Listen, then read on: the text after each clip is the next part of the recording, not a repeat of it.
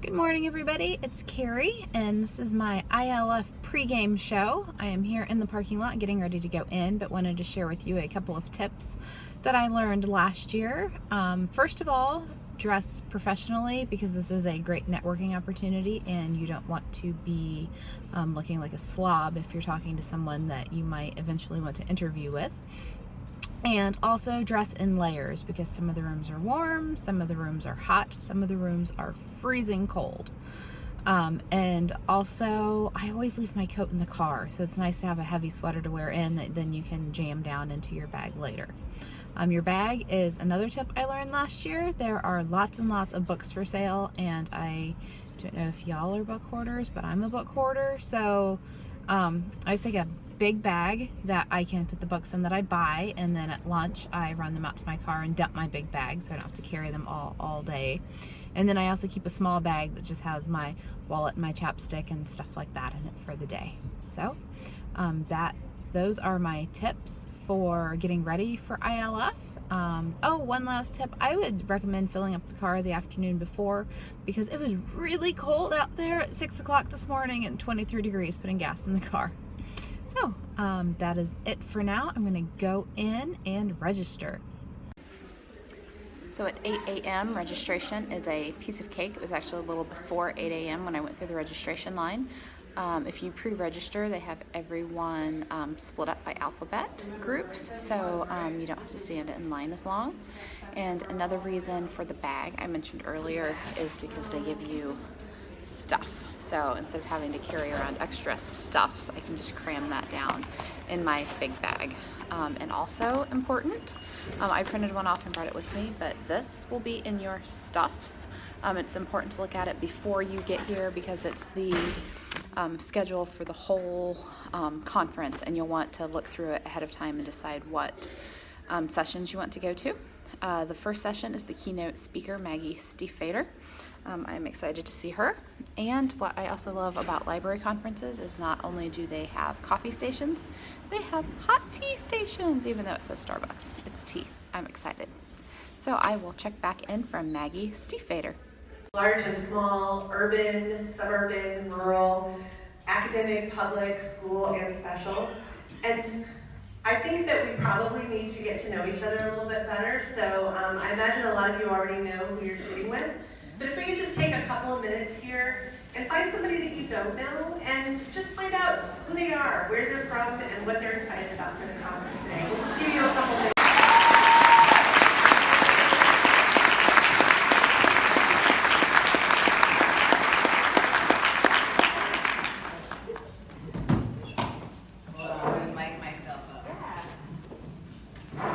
And there are lots of things that you could do in the Indianapolis area instead of coming to this Library Federation. I know this very acutely because one of the things I was doing this morning instead of being here on time was looking up Indianapolis on TripAdvisor. So I have like a very real concept of all of the things that you could be doing instead of being at this conference. And so I like to think that if you walked through any random parking lot and you whispered, "Do you have a key?" Like some of the cars might say my name, like many cars are like this. So that is the backstory that you need in order to have this first question answered. When did you start writing this book?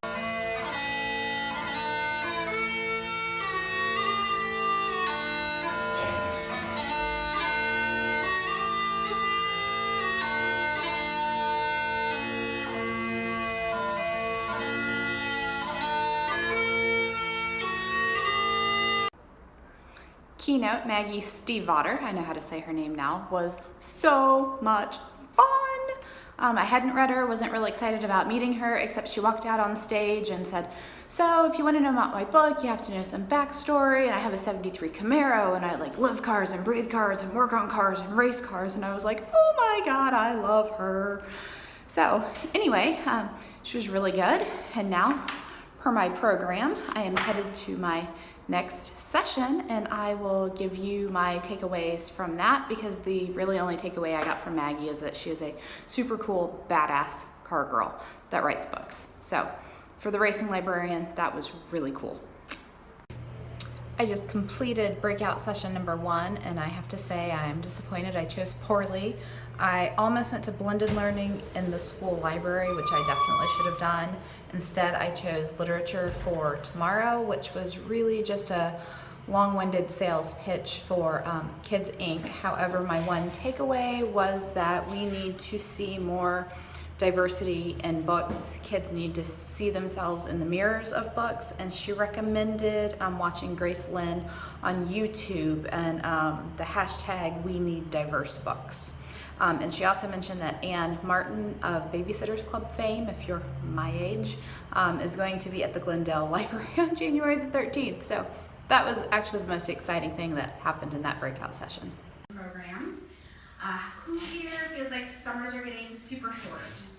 Anybody? Anybody actually work in a school district where they've gone to year-round school? So your summers are almost non-existent? Not really? Wow, that's shocking. Okay. Who here feels like they're... For session 2, I did revamping your summer reading program. One person that we heard from, they are now tagging their program as the summer learning program. Read, create, and discover, and the kids get points not only for reading but also for creating. So say they take a craft book, a recipe book, or something like that, and make something, then they can get points for that. And discover was for learning different things, like whatever the kid wanted to learn, they could choose that on their own. And for discovering things around Kindleville, I believe was the library, you know, going to a new park or the community center or something in town. A couple more takeaways: they are incorporating whole communities. It's not just a library program, they partner with others in the community. They're also partnering with the schools to tie in school standards and curriculum maps. Yay, that will work perfect with my Farmland Public Library Union School Corporation dual gig. And summerlearning.org was a link they gave us to check things out. I'm excited to see that.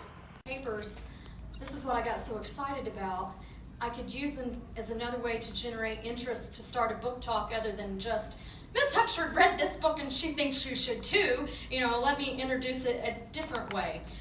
Paper Hearts is Anne Elliott Rosewater this year, based on a true story.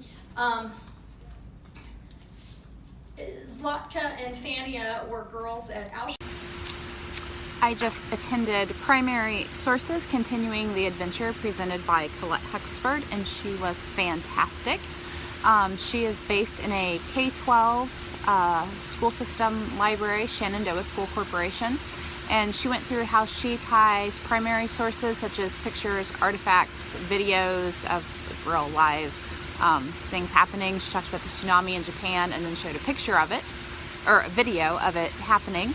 And then she ties that to a related fiction story, and then she ties that to related nonfiction, to try to help kids see that things that are being written about have actually happened in real life and make those connections. And also she uses that to help push books off her shelves that don't circulate very well. So she was very, very good. I enjoyed it. Kids Inc. always sponsors an author book signing. We have Chris Grabenstein, Mike Mullins, and a few others in the room, and they always have It's to get the baguette. Baguettes are warm. Baguettes smell wonderful. Getting get the baguette is Nanette's biggest responsibility yet. Is Nanette set to get the baguette? You bet! I just came out of my final session for the day and I'm back in the car. I did 2018 read alouds, and there were several titles that I'm excited about. A couple of takeaways: reading aloud makes kids value reading and builds rapport. They use the example of if a kid has never been to a movie theater, they don't know what a movie theater is, they won't want to go. If a kid's never sat down and read a book, they won't know really what books are about, how great they can be. They won't be wanting to read a book. And I took a picture of the slide. I'm going to blow it up huge and put it everywhere. One thing they said was that putting a book on a projector and having the kids look at a screen is not engaging, and the kids don't get into it and it's boring and they lose focus. And I'm like, yes, thank you. That is what I've been saying ever since I got to my school job. I want to break the projector, so that cannot happen. So I'm glad that's not just my personal preference, but there's actually, other people back, with more experience than me that are seeing that and acknowledging that. And I also wrote down a book, In Defense of Read Aloud by Stephen Lane. There's a lot of research he put into this book about why it is important to read aloud, and that is one that I will be purchasing and reading. So I will be back tomorrow morning. I'm going to head back to farmland now. Good morning. It's Wednesday, the second full day of the ILF conference. I found a really cute picture of sheep in the hallway at the hotel, my complimentary free hot chocolate, and I'm getting ready to head into my first session, which is Love of Literature in the Classroom. So I'm going to find out some good books and how to incorporate those into the classes. Maybe something I can come up with to collaborate with my teachers. So I'll check back in afterwards. Using to read and things like that. So looking at the classroom perspective, that balance of using what you're required to use, but also adding in the things that you love and the kids need, has been a little bit difficult. This year, I was really excited because in the last couple years, Dennis and I have worked back and forth talking about different novels that the kids like and introducing them in different ways. And this year, I took one of Dennis's recommendations and actually implemented it in my classroom with all of the other curriculum that I do. I just finished my session for good literature in the classrooms, and I had two big takeaways. They focused a lot on the novel Scarface, so I actually went on and Amazoned it while I was sitting in the lecture. But the language arts teacher, the reading teacher that did part of the presentation, said that they are actually listening to it on audiobook. And she said the purpose of reading in class is not always to read, but to expose the students to good literature. So by listening to the audiobook, she is able to delve more into the story with her lower readers who may not be able to comprehend it by reading it, but are comprehending it by listening to it, and they can get more into themes and characters and setting and things like that. And they also said when kids read out loud that are not fluent, like if you're doing a small group session and the kids are reading to each other, the kids reading out loud that are not fluent, the kids listening don't really grasp the story. They're hearing the words, but they're not hearing the story because it's not being read fluently. So that's definitely something to think about in reading groups. Since I work in a 6th grade classroom for English language arts, that really hit me because I know if I don't religiously follow along in the story, I have no idea what's going on because I'm too busy, listening to the kids stumble over their words that I don't get the story. So, and now I am headed into the exhibition hall to check out some of the vendors. So I will probably do a short video from there. Here is a list of all the vendors available at ILF. I talked to Destiny College because they do my school system, ILS, and I also talked to the rep at Books Galore. And I'm not going to walk you through there. I'll just give you a quick and then I'm getting ready to walk through and talk to, okay, but that makes sense. I don't know, just random people I haven't met yet. Just kind of gives you an idea of the scope and the size of the vendor space. Okay, this is not a sales pitch for Permabound because I honestly know nothing about them other than I was told my school corporation uses them and they don't use anybody else, and I'm not to even think about using anyone else. So I went to Permabound and told them to sell me on their service, which they did, and then when they discovered the tragedy that was my school library has books 1 through 6 of Amulet, and then I was left hanging off a cliff, they gave me book 7. So definitely a sales pitch, but I scored a free book and I get to continue in the Amulet series. So excited about the free book and the exhibitor space at ILF. Figuring out how to do it yourself or helping people do it themselves. And with that, we're going to talk about tools and resources, all online and all free, that you can use to help yourself at the desk or help patrons or students. And then we're going to talk about how we can use those tools to, as librarians. I almost forgot to report on my last session, fake news, clickbait, and I forget what the rest of the title was. Anyway, it was amazing, really good. She shared what fake news is, actual fake news, clickbait, satire, bias, and then shared a bunch of different sites on how you can authenticate news, what librarians can do to help patrons. And this is actually what I'm teaching for my collaboration next week. So it was just a wealth of information for me that I can share with my 6th graders. And also, I wanted to say, I didn't talk about lunch yesterday. They usually have awards ceremonies or roundtables or something during lunch, and I've never participated in those. I actually am a big fan of packing my lunch, sitting in the car, and eating a turkey sandwich and reading a book during the lunch. But there are lunch activities if you ever come to ILF. So I have 2 more sessions this afternoon, and then I will head home. I'm gonna start with you. How do I do this, Michelle? Down arrow.